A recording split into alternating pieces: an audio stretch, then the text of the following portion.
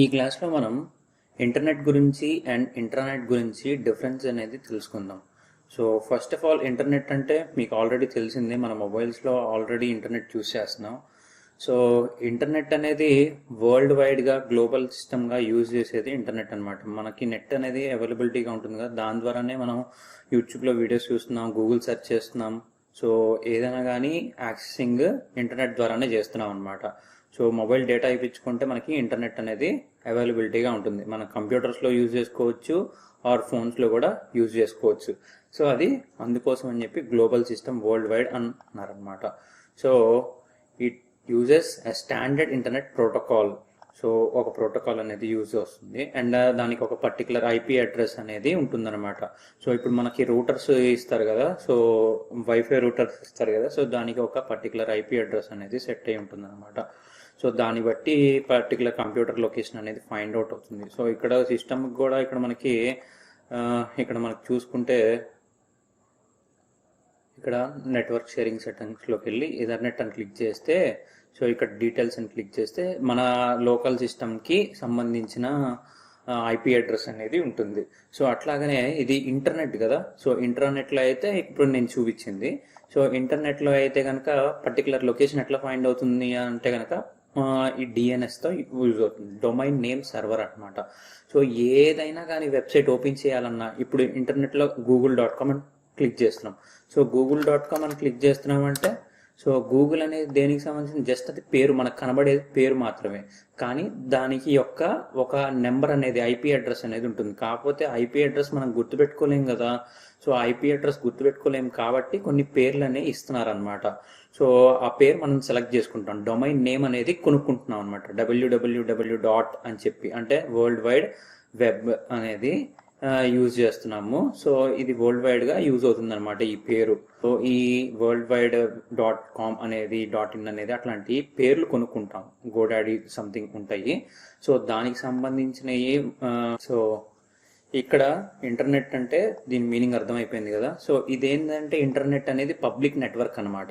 So ఎక్కడైనా ఎవరైనా కానీ యూజ్ చేసుకోవచ్చు, చాలా మంది యూజ్ చేసుకుంటూ ఉండొచ్చు. ఇంకా డిఫరెన్సెస్ చెప్తాను, సో డీటెయిల్డ్గా చెప్తాను. ఇప్పుడు జస్ట్ బ్రీఫ్గా ఎక్స్ప్లెయిన్ చేస్తున్నాను చూడండి.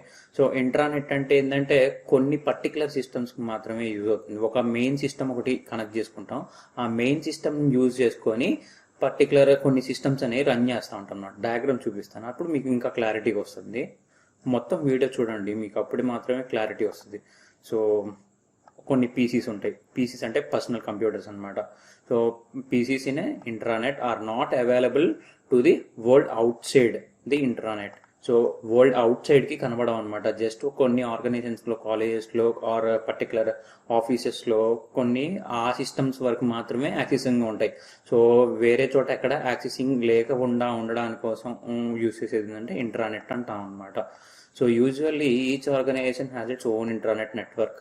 సో పర్టికులర్ ఇప్పుడు కాలేజెస్ ఉన్నాయి, ఆ డేటా అనేది వేరే వాళ్ళకి షేర్ చేయకూడదు అంటే కనుక ఆ ఒక మెయిన్ సిస్టమ్ పెట్టుకుంటారు. సో ఆ ఆఫీస్లో మాత్రమే ఆ ఫైల్స్ కానీ ఫోల్డర్స్ కానీ షేర్ చేసుకోవడానికి కోసం సో యూజ్ చేస్తారనమాట. సో దానికోసం ఇంటర్నెట్ ఉంటాం అనమాట. So can access the computer in their intranet. Each computer intranet is also identified by an IP address which unique among the computers in the intranet. So ఇక్కడ కూడా IP అడ్రస్ని base చేసుకుని ఉంటుంది అనమాట. So ఇక్కడ main ఒక server IP address ఒకటి ఇస్తారు, ఆ ఐపీ అడ్రస్ని బేస్ చేసుకొని థింక్ క్లయింట్స్ అని కొన్ని ఉంటాయి అనమాట.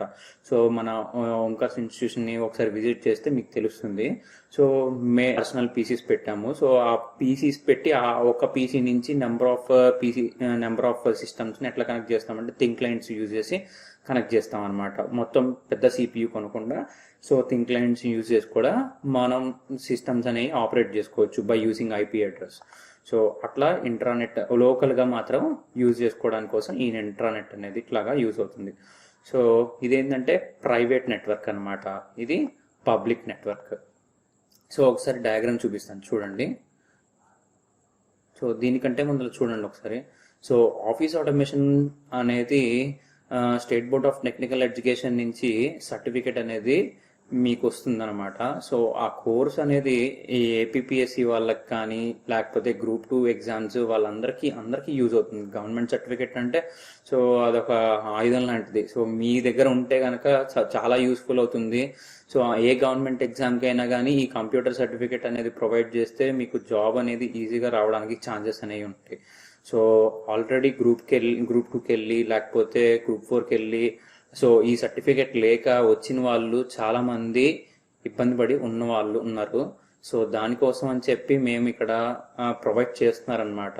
సో ఇక్కడ ఓంకార్స్ కంప్యూటర్ ఎడ్యుకేషన్లో సో ఈ నెంబర్కి అయితే కాంటాక్ట్ చేయండి. ఈ కాంటాక్ట్ చేస్తే కనుక మీరు సార్ ఎట్లా ప్రొసీజర్ ఏంటి అనేది ట్రైనింగ్ అండ్ నెక్స్ట్ రిజిస్ట్రేషన్ అన్నీ ఇక్కడ జరుగుతున్నాయి అన్నమాట. సో వెంటనే ఈ నెంబర్కి కాల్ చేస్తే కనుక దాని గురించి డీటెయిల్స్ చెప్తారు. సో ఇక్కడ చూడండి, ఇంట్రానెట్ అంటే ఏం చెప్పాను. సో ఇక్కడ పర్టికులర్ ఒక ఆర్గనైజేషన్ ఉంటుందండి. సో ఇంట్రానెట్ అంటే ఏం చెప్పాము, ఇంట్రానెట్ అంటే పర్టికులర్ ఒక ఆర్గనైజేషన్ ఉంటుంది. ఆ ఆర్గనైజేషన్కి సో కొన్ని సిస్టమ్స్ ఉంటాయి. ఆ సిస్టమ్స్కి మాత్రమే లోకల్గా యూజ్ చేస్తాం. ఇక్కడ ఒక మెయిన్ ఐపీ అడ్రస్ ఉంటుంది. ఈ ఐపీ అడ్రస్ని బేస్ చేసుకొని షేరింగ్ అనేది ఇస్తాం అన్నమాట. సో ఇప్పుడు ఈ సిస్టంలో మనకి డేటా అనేది ఉందనుకోండి, ఈ డేటా అనేది దీనికి వెళ్ళొచ్చు. సో దీని నుంచి మళ్ళా దీనికి కూడా వెళ్తుంది అనమాట. సో డేటా అనేది షేర్ చేసుకోవచ్చు. సో ఇక్కడిక్కడ మాత్రమే యూజ్ చేసుకునేది ప్రైవేట్ నెట్వర్క్ అంటాము. సో ఇది చూసారా, గ్లోబ్ బొమ్మ ఉంది. గ్లోబ్ అంటే వరల్డ్ వైడ్ అనమాట. సో ఒక ఊర్లో యూజ్ చేసుకోవచ్చు, ఇంకొక ఊర్లో యూజ్ చేసుకోవచ్చు, ఇంకొక ఊర్లో యూజ్ చేసుకోవచ్చు, ఇంకొక సిస్టమ్ వేరే చోట యూజ్ చేసుకోవచ్చు. ఎక్కడైనా కానీ యూజ్ అయ్యేది ఇంటర్నెట్ అనమాట. సో కొన్ని పర్టికులర్ ఆర్గనైజేషన్ ఒక్క ప్లేసెస్లో మాత్రం యూజ్ చేసేది ఇంట్రానెట్ అని మీనింగ్ అనమాట. సో దీనికైతే మీకు అర్థమైంది అనుకుంటున్నాను.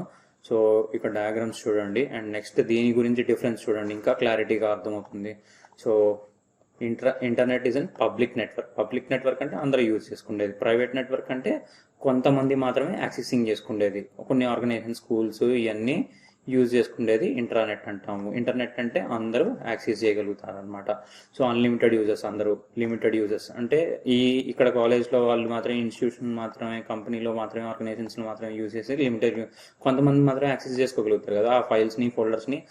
దేశంలో ఎక్కడ వేరే వాళ్ళు యాక్సెస్ చేసుకోలేరు కదా ఈ ఫైల్స్ని, ఫోల్డర్స్ని. సో అందుకోసం అని చెప్పి ఇది ఇంట్రానెట్ అండ్ ప్రైవేట్ నెట్వర్క్ అంటున్నారు అనమాట. సో ఇది సెక్యూర్గా ఉంటుంది. ఎందుకంటే ఆ పర్టికులర్ ప్లేసెస్లో మాత్రమే ఉంటుంది కదా, వేరే వాళ్ళు తీసుకోలేరు కదా ఆ ఫోల్డర్స్ని, ఫైల్స్ని. సో యాక్సెస్ చేయలేరు కాబట్టి కంప్లీట్గా సెక్యూర్గా ఉంటుంది అనమాట. సో అండ్ నెక్స్ట్ ఇది ఇంటర్నెట్ అనేది కొంచెం లెస్ సెక్యూర్ అనేది ఉంటుంది. సో ఇక్కడ ఏంటంటే ఓనర్ ఎవరు ఉండరు ఇంటర్నెట్కి సంబంధించిన వాళ్ళు. సో ఓనర్ ఎవరు ఉంటారు కదా. సో ఓనర్ ఎవరంటే డొమైన్ నేమ్ సర్వర్ వాళ్ళు ఓనర్ ఉంటారు. కానీ సో ఓనర్ ఎవరు ఇక్కడ ఏంటంటే ఓనర్ ఉంటారు. ఎందుకంటే ఇక్కడ పర్టికులర్ సర్వర్ అనేది ఉంటుంది కదా. సో ఇక్కడ చూస్తే కనుక మనకి మెయిన్ సర్వర్ ఉంది. సో దీని ద్వారా మనకి రన్ అవుతూ ఉంటుంది. సో ఇది ఆఫ్ చేసామంటే అన్నీ దీని నుంచి మనకి ఏది పాస్ అవుతుంది, డేటా అనేది షేర్ కాదు కదా. సో అందుకోసం అని చెప్పి దీనికైతే ఓనర్ ఉంటుంది అనమాట,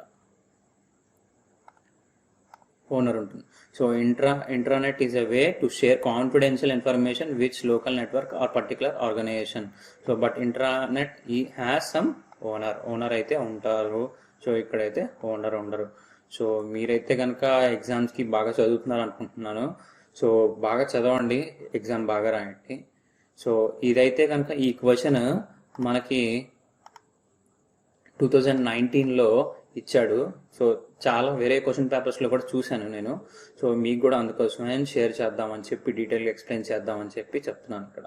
సో ఓకేనా, థ్యాంక్ యూ.